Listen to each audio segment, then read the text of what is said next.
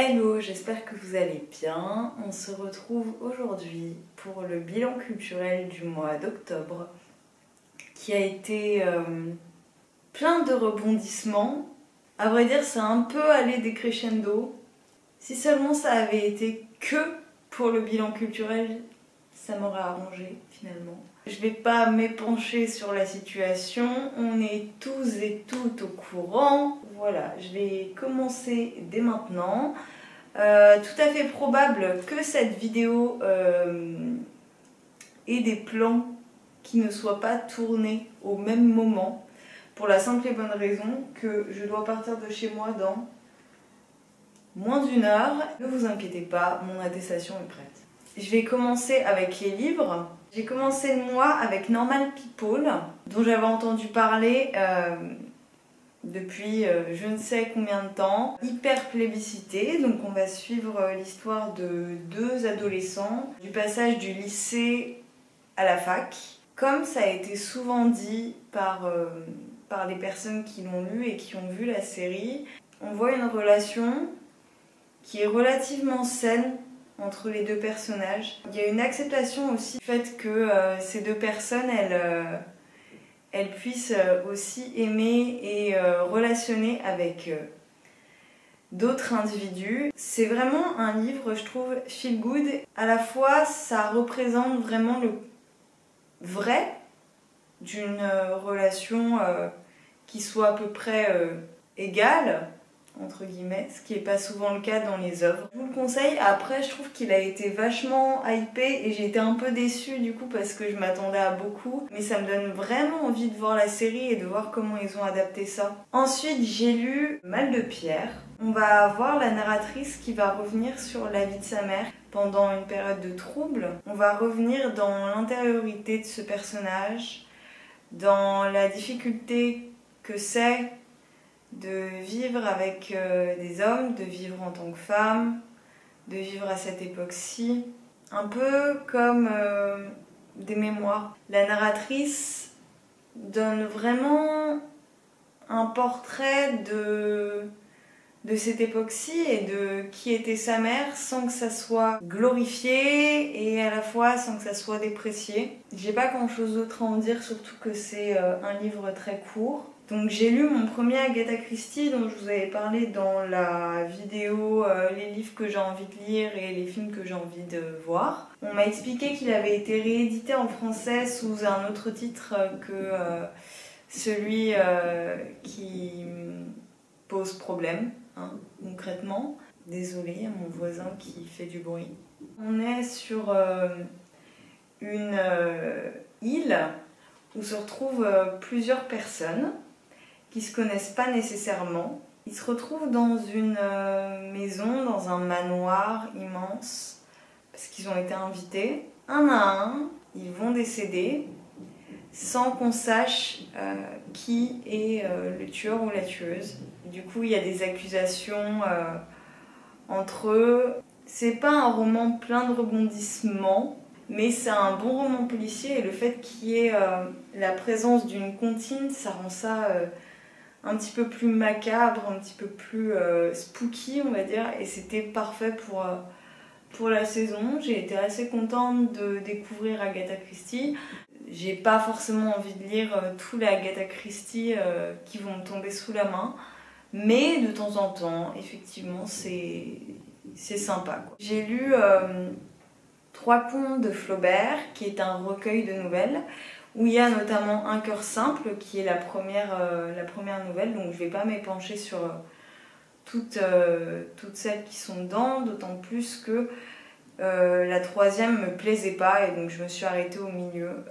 Je déteste m'arrêter dans un livre. Pour les nouvelles, je trouve ça un petit peu différent parce que ce sont pas des récits sur la durée. On retrouve l'écriture de Flaubert sur la notion d'amour, mais aussi sur la notion militaire dans la seconde nouvelle, enfin dans la 2e nouvelle. Alors j'avais beaucoup aimé Madame Bovary dont je vous avais parlé cet été. J'avais expliqué aussi que j'avais lu L'éducation sentimentale il y a quelques temps et que c'était un livre qui m'avait plu partiellement, notamment parce que la partie sur sur tout ce qui est des batailles et de la Révolution et de tout ça.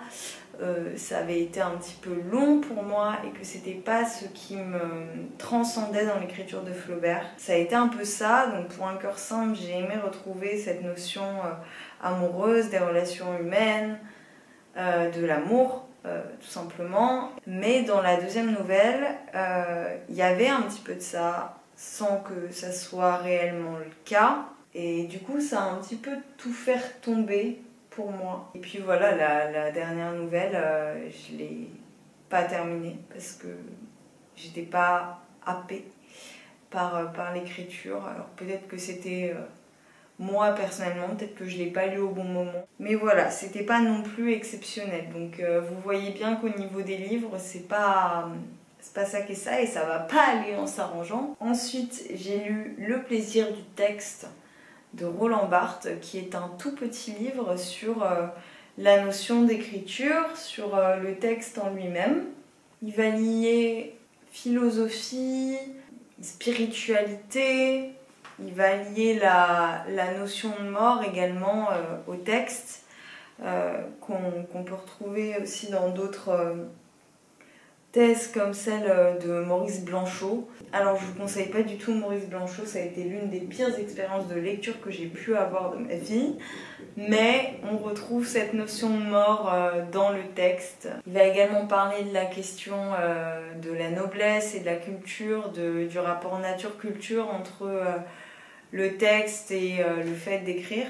Après, ça a beau être un livre extrêmement petit, vraiment très très fin, c'est à mon sens quand même un peu ardu à saisir sur certains aspects. Barthes, c'est toujours très intéressant comme pensée. Je pense que vous avez, pour ceux et celles qui me suivent depuis quelque temps, vous avez compris que j'aimais quand même un peu ce cher Roland, mais ouais, c'était quand même pas simple sur tous les plans. J'ai lu Fin de partie de Beckett, pièce de théâtre où on va retrouver deux personnages, donc le personnage principal qui est Am, qui a un fils adoptif qui s'appelle Clove, il me semble. Alors Am, c'est quelqu'un d'handicapé, son fils adoptif est également handicapé, et ça va être le déchirement entre ces deux personnages, comment ils vont s'affronter l'un et l'autre, toujours avec la notion d'absurde, de sarcasme qu'on retrouve chez Beckett. Je pense que je vais vraiment essayer de lire sa fiction au sens roman, ses récits plutôt que ses pièces de théâtre, parce que bien qu'il ait davantage écrit de pièces de théâtre, si ce n'est majoritairement, j'ai envie de voir sa plume autrement, parce que j'en ai déjà parlé, mais je trouve que le théâtre à lire, ça laisse un peu hermétique, étant donné que ce ne sont pas des textes qui sont initialement destinés à être lus seuls. Ce sont des textes qui sont censés être déclamés et partagés sur une scène que j'espère voir réouvrir incessamment sous peu. J'adore le sarcasme et j'adore le sarcasme de Beckett, mais après c'est pas aussi pertinent que si j'avais vu la pièce en vrai, quoi. Et je termine avec le dernier livre, et vu l'heure, je pense que ça va clôturer la partie bouquin. Mon Dieu, j'ai lu Les Hauts de Hurlevent. Alors, pourquoi on en dit tant de bien? Pourquoi c'est porté au nu? J'ai détesté. On va suivre l'histoire d'une famille, notamment un homme en fait qui adopte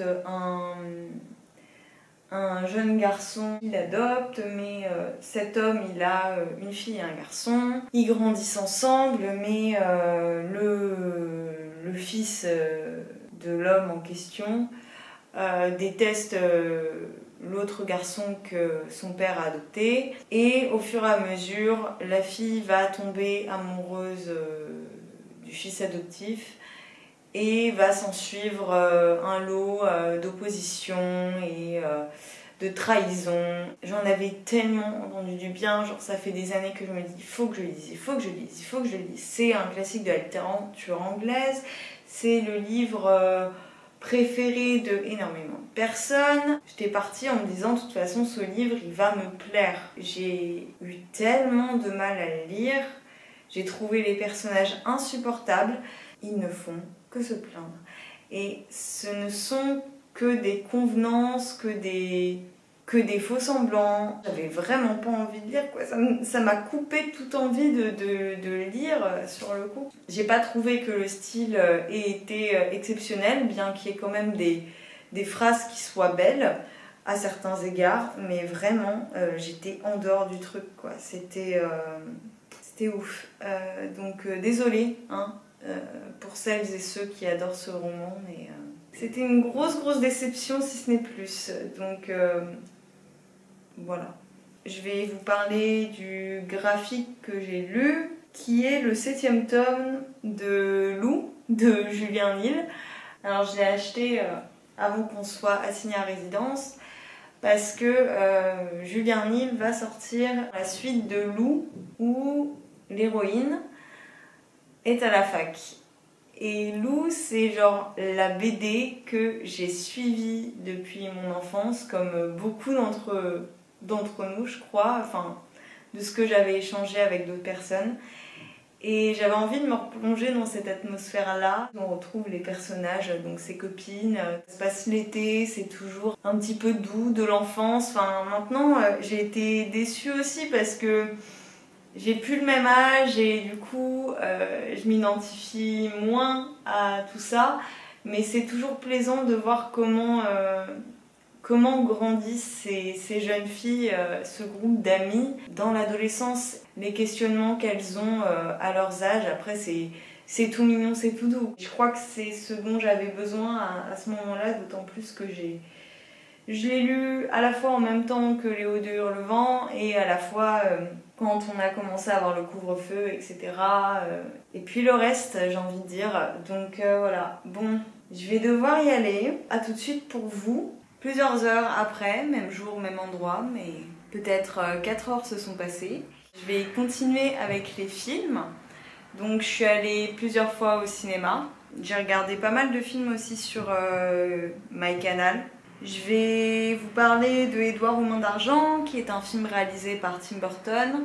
J'ai voulu regarder un film un petit peu spooky et j'avais jamais vu Édouard aux mains d'argent alors que j'ai regardé beaucoup de films de Tim Burton précédemment.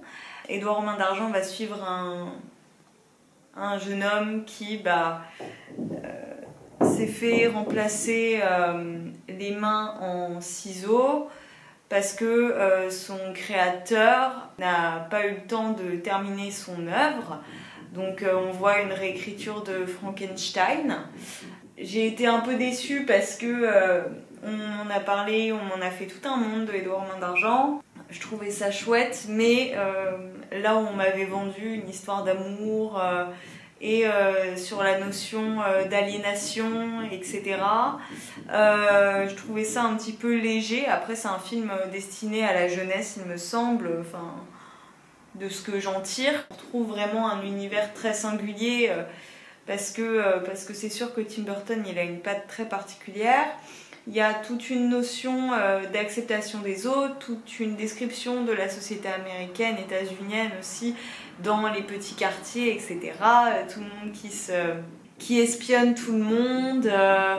Le côté vente Tupperware à domicile, c'est marrant de voir cette opposition entre cet univers très sombre duquel relève Édouard et celui dans lequel il atterrit. Je suis allée au cinéma, donc comme je vous l'ai dit, et j'ai vu Billy, un documentaire sur Billie Holiday. On va suivre du coup l'histoire de Billie Holiday et l'histoire d'une femme qui avait voulu faire tout un livre biographique sur elle.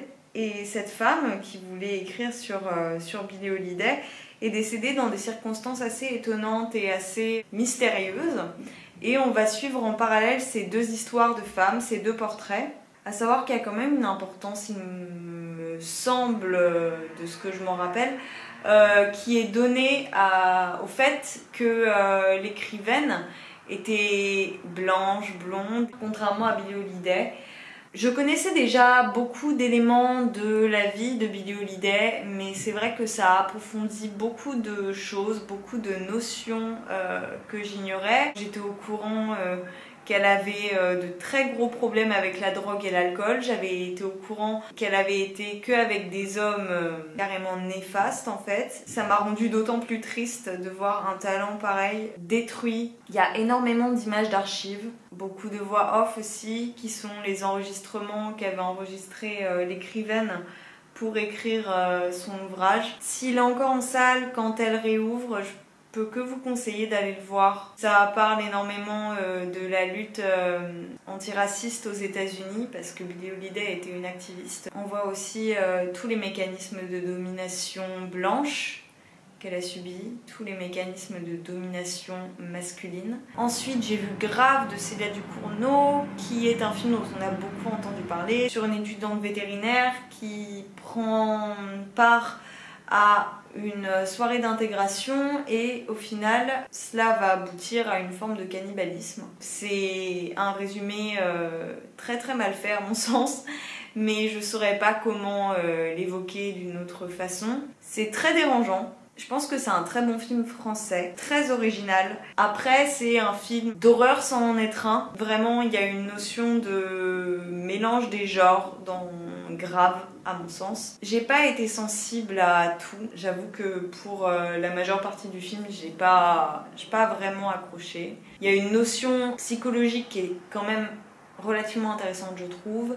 D'antispécisme aussi, à certains égards. C'est plus parce que le genre de l'horreur n'est pas vraiment ce qui me fait vibrer. Mais si vous, pour le coup, vous êtes sensible à ce type d'esthétique, je suis retournée au cinéma pour voir un film dont j'avais beaucoup entendu parler. C'est le film d'Emmanuel Mouret. Ça s'appelle Les choses qu'on dit, les choses qu'on fait. Quelle horreur! On va suivre un jeune homme et une femme qui se retrouvent dans la maison du cousin du jeune homme, et la femme, donc Camilla Jordana, est l'épouse de son cousin. Ils se connaissent pas. Le mari est en voyage à Paris pendant qu'elle est en vacances, elle est enceinte, enfin voilà, elle se repose l'été. Ce jeune homme vient pour lui aussi prendre des vacances de Paris et possiblement écrire parce qu'il souhaite devenir écrivain. On va les suivre pour se raconter leurs anciennes histoires d'amour, celles qui les ont marquées. Il y a une prépondérance des retournements dans le temps, des flashbacks. Le film est quasi constitué que de ça. Ça m'a un peu fait penser à Chambre 212 de Christophe Honoré dans le montage pour la temporalité. C'est pas du tout du même acabit. Comment vous dire? J'ai trouvé ça très mal joué. L'esthétique de la campagne des livres et des arts était hyper beau. Mais alors, le jeu, ça dure 2 heures, 2 heures et quart et demi, je sais plus. C'était très désagréable. C'est une séance que j'ai vraiment pas aimée, si ce n'est l'une des pires séances que j'ai faites. J'ai hésité à sortir de la salle alors que c'est le genre de choses que je ne fais jamais. J'ai trouvé ça bourré de sexisme, bourré de male gaze. Je trouve qu'on lui a attribué énormément d'attrait et d'intérêt alors que ça n'a pas lieu d'être. Celles et ceux qui l'ont vu, je serais assez curieuse d'avoir votre avis. Jusqu'alors, je n'ai eu que des avis dithyrambiques et je me dis, est-ce que c'est moi qui n'ai vraiment pas saisi ou est-ce que je suis très très mauvaise spectatrice? Vraiment, je trouve que ce film a un côté assez problématique, pour être honnête. J'ai vu le documentaire sur Matisse par Arte, parce qu'à la base, je voulais aller voir l'exposition à Pompidou, puis les choses n'ont pas pu se faire. On revient sur la vie de Matisse comme ça, comme Arte l'a déjà fait pour d'autres artistes. Encore une fois, un documentaire de qualité qui permet d'avoir une perspective aussi sur le travail de l'artiste et sur son intériorité et ce qui a pu le marquer. Ça se retrouve sur leur chaîne YouTube, je suppose que sur le site d'Arte ça se retrouve aussi. 2 films que j'ai vus sur Netflix. J'ai vu La ruée vers l'or de Chaplin. Je n'avais jamais vu de Chaplin auparavant. Ça a été un plaisir en fait. Donc, comme le titre l'indique, on va suivre un homme qui est en quête d'un trésor en haut d'une montagne. Il va rencontrer un homme qui est amnésique et c'est d'une drôlerie sans pareil. C'est d'une expressivité aussi assez incroyable. J'ai été extrêmement heureuse de découvrir un Chaplin. Je trouve que l'histoire d'amour est belle. Je trouve que les comiques sont pas surlignés à outrance. Et vraiment, ce sont des classiques. Il n'est pas très long. Il y a de la parole pour ceux et celles que ça peut rebuter. Franchement, c'est un portrait de cette quête de trésor états-unienne. Enfin, Chaplin, il a une portée politique qui est assez incroyable. Ça se ressent, même si c'est pas le film où ça se ressent le plus de films Netflix. Donc Enola Holmes, dont tout le monde a entendu parler et a parlé, et Rebecca, qui est l'adaptation du roman de Daphné du Maurier. Enola Holmes, pour le coup, j'avais lu les livres quand j'étais plus jeune, donc c'était sympa de se replonger dedans, dans cet univers-ci. Vraiment feel good, je trouve, et c'était pas mal pour cette période-ci. Et Rebecca, j'ai beaucoup aimé cette adaptation. J'ai pas lu le livre et je pense que je le lirai d'ici peu. J'ai adoré l'histoire, mais ça c'est pas relatif au film, c'est vraiment l'histoire, je la trouve extrêmement intéressante. Sur les mécanismes d'oppression, de classe, dans cette haute société, dans ce mystère qui reste là jusqu'à la fin, jusqu'aux 20-30 dernières minutes. Je trouve qu'il y a quand même du rythme, même si le film dure 2 heures. J'en ai terminé pour les films, je passe aux séries. J'ai regardé Emily in Paris, dont une fois de plus, tout le monde a parlé. C'est l'histoire d'une jeune femme américaine qui remplace sa boss pour un poste en France, à Paris, dans une maison de mode, il me semble. Et elle va devoir amener cette touche moderne états-unienne dans l'industrie française et dans tout ce qui est com, etc.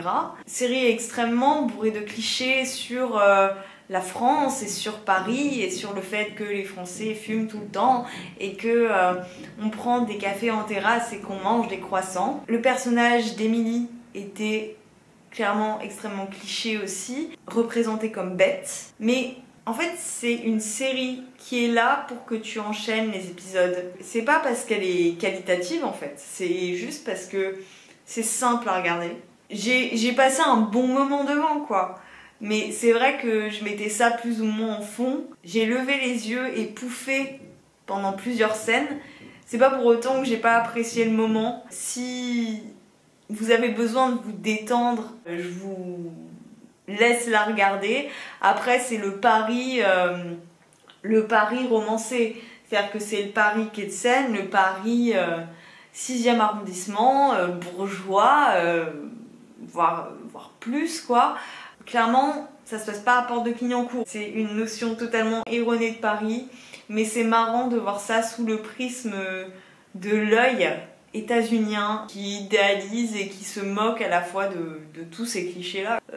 Le coup de la clope en terrasse, comme quoi on peut choper un cancer, oui, mais c'est tellement agréable. Enfin, moi, c'est des discours que j'ai déjà entendus, même si ça paraît totalement étrange et totalement débile, et bah pour le coup c'est quelque chose de très français. J'ai regardé la saison 2 de Atypical que j'avais arrêté à cause du personnage de la mère qui m'avait énormément énervée. J'ai pris la saison 2 que j'ai beaucoup aimé.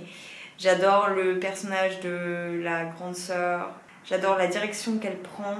Et on voit aussi toute l'histoire de cette famille qui essaie de faire au mieux avec tout ce qui se passe sans que ça soit centré autour de Sam. Et on voit tout leur parcours et c'est toujours aussi touchant. J'ai terminé le mois avec la dernière saison de 10%. Pour celles et ceux qui ne connaissent pas, on va suivre une agence de talent, une agence d'acteurs, d'actrices et les agents qui s'y trouvent. À chaque épisode, il y a un spécial guest, un acteur ou une actrice qui joue son propre rôle. Donc là notamment il y a eu José Garcia, il y a eu Sandrine Kiberlin. Je trouve qu'il y a des directions dans les personnages et dans le parcours des personnages très intéressantes. Je pense notamment au personnage de Camille. Quand on voit comment a débuté la série, quand on voit à quel point elle était pas sûre d'elle Et là, à quel point elle est ancrée dans ses idées et dans ses valeurs, dans les directives qu'elle veut prendre, je trouve que c'est vraiment chouette. Il y a de l'action dans cette saison 4, ce qui n'était pas forcément le cas à mon sens dans la saison 3 où j'avais aimé sans plus parce que je trouve que ça traînait un peu alors qu'il n'y a que 6 épisodes par saison. Et là, pour le coup, il y avait du rythme, mais sans en faire une saison 5 après. Peut-être que s'ils avaient rajouté 2 épisodes, ça aurait pas été trop. Parce que notamment l'histoire entre Camille et sa compagne, c'était pas assez élaboré. On voit très peu les talents de Hervé et de Camille. On voit très peu l'évolution de Hervé, même si le personnage est assez génial. Et je regrette de ne pas être allée voir son film, enfin le film de Nicolas Maury, donc Garçon chiffon, parce que j'adore ce personnage et parce que les prises de parole qu'il a eues me plaisent énormément et je suis très en accord avec ce qu'il a dit quant au cinéma et à cette période où les cinémas sont fermés. Je trouve que la saison 4 se termine comme il fallait. Je sais pas si finalement ils vont décider d'en faire une saison 5, mais franchement, si ça se termine comme ça, bien qu'il y ait des choses à revoir à mon sens et qui m'ont manqué, je trouve que ça se terminait vraiment très bien. Je passe au podcast, je vais juste vous parler d'un seul, Intime et politique, une série qui a été faite avec Ovidie, qui s'appelle Juste avant, où on va avoir le retour sur la vie d'Ovidie, son parcours, parce que Ovidie, avant d'être réalisatrice, écrivaine, journaliste, elle a aussi été actrice pornographique. Et on va voir comment ça a joué dans sa vie, quelle est sa vision de la sexualité, comment elle a été amenée à la sexualité aussi. On va entamer un dialogue avec sa fille. Comment sa fille, à l'âge de 14 ans, il me semble que c'était 14 ans, l'âge qu'elle avait quand elles ont enregistré ces épisodes, elle perçoit et elle connaît des choses de la sexualité. Et c'est assez incroyable de voir à quel point elle est pas éduquée sur la question, mais parce que peut-être l'école ne l'a pas amenée à ça, notamment. Quel sexisme Ovidie a rencontré, quelle forme de sexisme rencontre sa fille aujourd'hui, et puis dans un contexte jeune.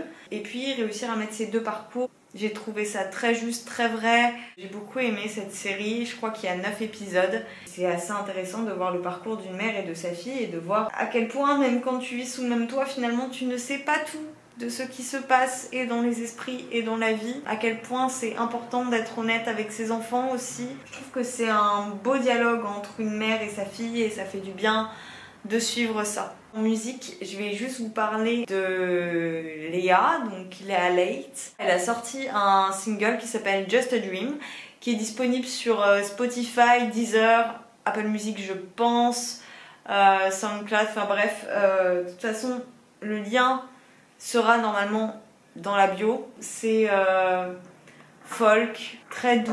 Ça correspondait parfaitement à la période, je trouve. J'adore la voix de Léa, j'adore la prod et on voit qu'elle a travaillé sur ça. Ça fait plaisir en fait de voir qu'elle parvient un peu à faire tout ce qu'elle veut. Une chaîne YouTube qui est Patriarcam, donc c'est la chaîne YouTube d'une illustratrice et elle va traiter que des questions de féminisme. Elle a une approche très analytique, très explicative, voilà, de vulgarisation des savoirs féministes à mon sens. Elle fait aussi des bilans culturels et je trouve qu'elle a une diction qui est hyper aboutie, elle a une façon de présenter les choses très simple, très claire. C'est précis, c'est vraiment très explicatif et varié dans un sens parce qu'elle parle à la fois des inégalités entre les femmes. Elle va aussi parler de la sexualité, enfin tous les prismes de domination masculine qui peuvent exister. Et elle le fait tellement bien, que ça soit dans l'image ou dans les mots, c'est simple, mais c'est ce qu'il faut finalement. Et je pense que pour celles et ceux qui veulent davantage se renseigner, regarder sa chaîne, ça peut être une bonne chose. Elle a notamment fait une vidéo sur les vagues du féminisme et est-ce que c'est pertinent de parler de vagues en féminisme. Elle fait des bilans culturels tous les mois, Donc il me semble que c'est comme ça que j'ai découvert sa chaîne. Et je vous parle de la dernière chose qui est une exposition avant que tout soit fermé. Donc il y a 10 jours, 2 semaines, mes parents sont venus et j'ai décidé de les emmener à l'Institut pour la photographie qui avait ouvert en septembre ou en octobre. C'est un espace qui est vraiment original, qui est trop agréable. Donc c'est rue de Thionville dans le Vieux-Lille. C'est une ancienne école primaire. On va voguer entre les bâtiments. Il y a au total 10 expositions sur un thème qui s'appelle Enquête. La première salle c'est tourné autour des costumes, que des photos en fait de déguisements assez horrifiques je dirais, avec des têtes de dinosaures.